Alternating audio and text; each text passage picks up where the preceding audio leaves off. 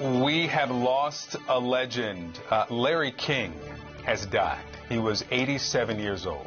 A part of the CNN family for so many years here. I mean, his career spanned 6 decades, and he spent 25 years with us here at CNN. He engaged newsmakers, as you know, around the world. Wolf Blitzer takes a look at some of his most memorable interviews.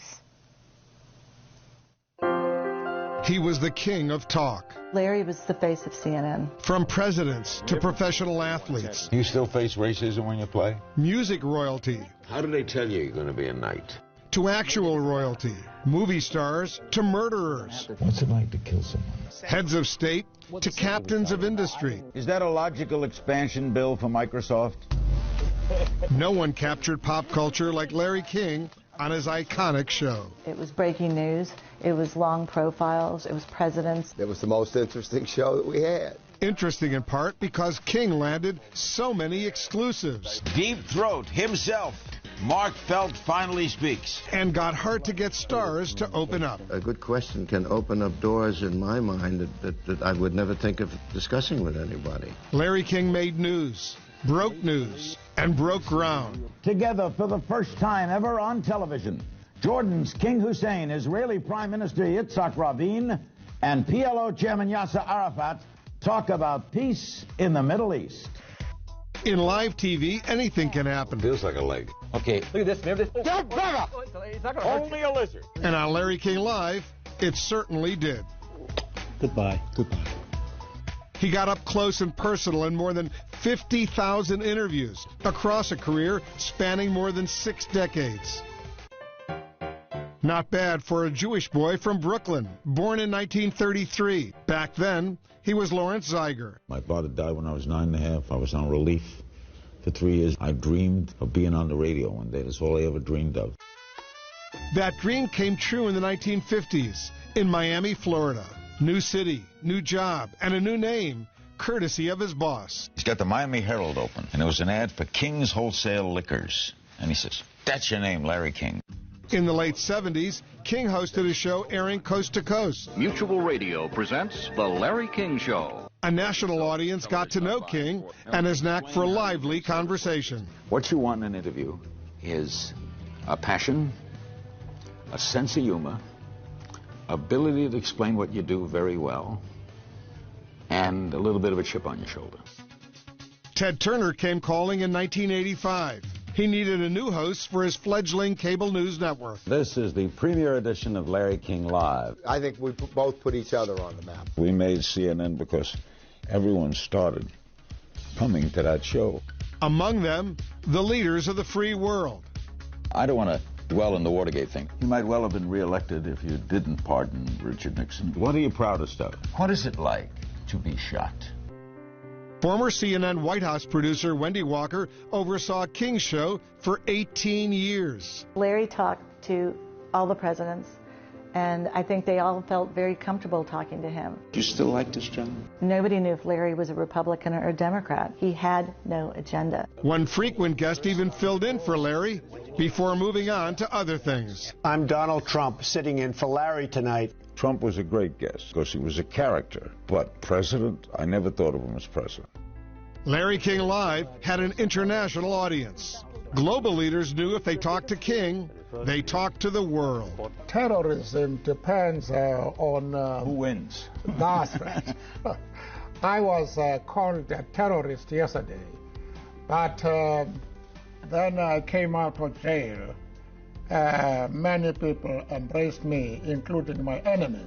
Was there a Holocaust? You want to impose your viewpoint on me? No, it's not a viewpoint, it's a question. I normally don't like to get argumentative, but that really threw me off a loop.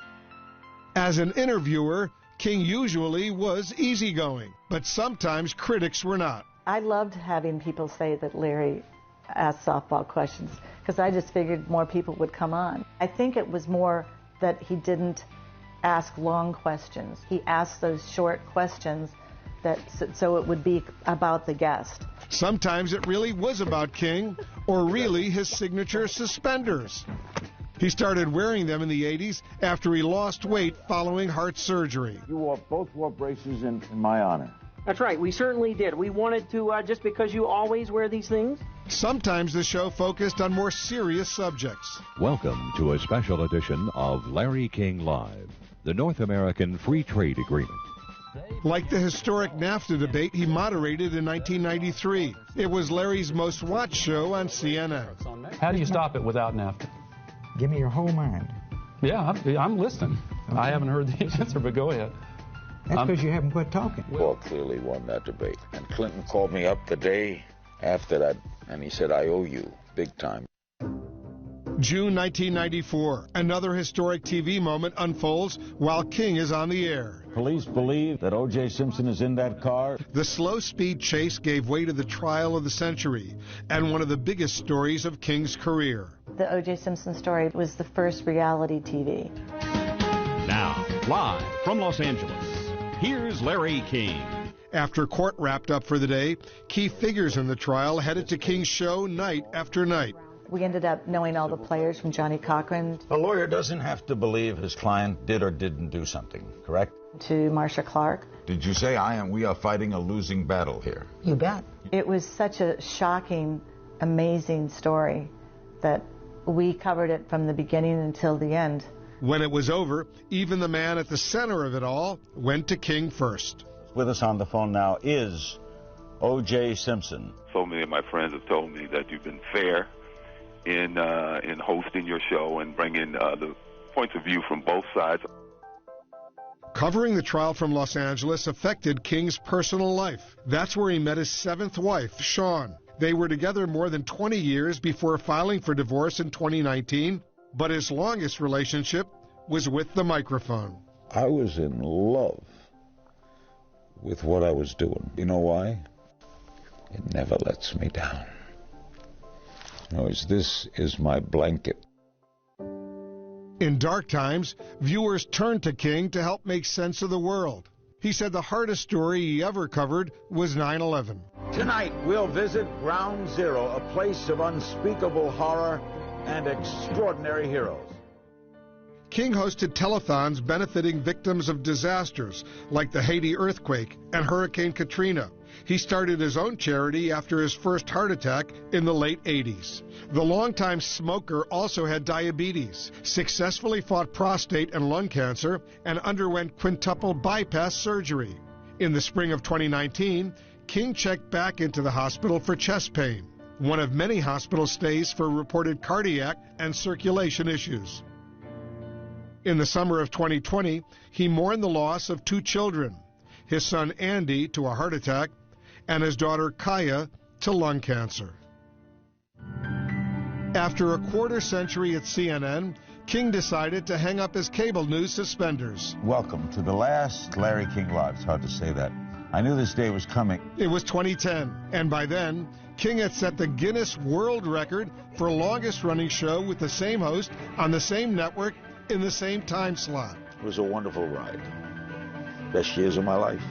He was done with CNN, but he wasn't finished. Welcome to Larry King Now. In 2012, King returned to the interview chair on the digital streaming network Aura TV. I haven't changed. Technology has changed. Larry King spent his life asking others about themselves. But when the King of Talk was asked about himself, he reflected on a broadcasting legacy that entertained, enlightened, and endured. Through his ability, he brought information and entertainment to people. In times of stress, he helped them overcome it. Times of joy, he helped them enjoy it. Loved every minute of it.